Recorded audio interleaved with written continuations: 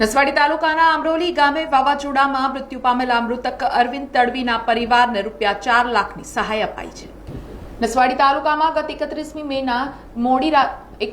મેના મોડી રાત્રે ફૂંકાયેલા વાવાઝોડા અને ભારે વરસાદ દરમિયાન બનેલી દુઃખદ ઘટનામાં આમરોલી ગામના અરવિંદ પ્રભુ તડવી પર તાડનું વૃક્ષ પડતા કરુણ મોત નીપજ્યું હતું। ઘટનાના પગલે આમરોલી ગ્રામ પંચાયતના સરપંચ દ્વારા તાલુકા કક્ષાએ સરકારની સહાય મેળવવા દરખાસ્ત રજૂ કરાઈ હતી, ત્યારે સરકાર દ્વારા ઝડપી કાર્યવાહી કરાતા આજે સ્થાનિક ધારાસભ્યના હસ્તે મૃતક અરવિંદ તડવીની પત્નીને મુખ્યમંત્રી રાહત ફંડ હેઠળ રૂપિયા 4 લાખની સહાયનો ચેક અર્પણ કરાયો હતો।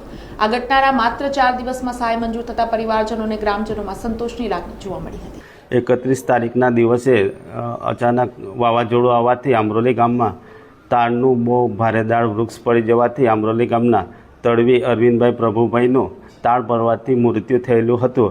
તેમાં PM અને FRની નકલ દ્વારા સરકારમાં જાણ કરતાં ધારાસભ્યને જાણ કરતાં ટૂંક સમયમાં આ સરકાર 4 દિવસમાં જ એ બેનના નામનો 4 લાખનો સહાયનો ચેક આજ રોજ આપેલ છે।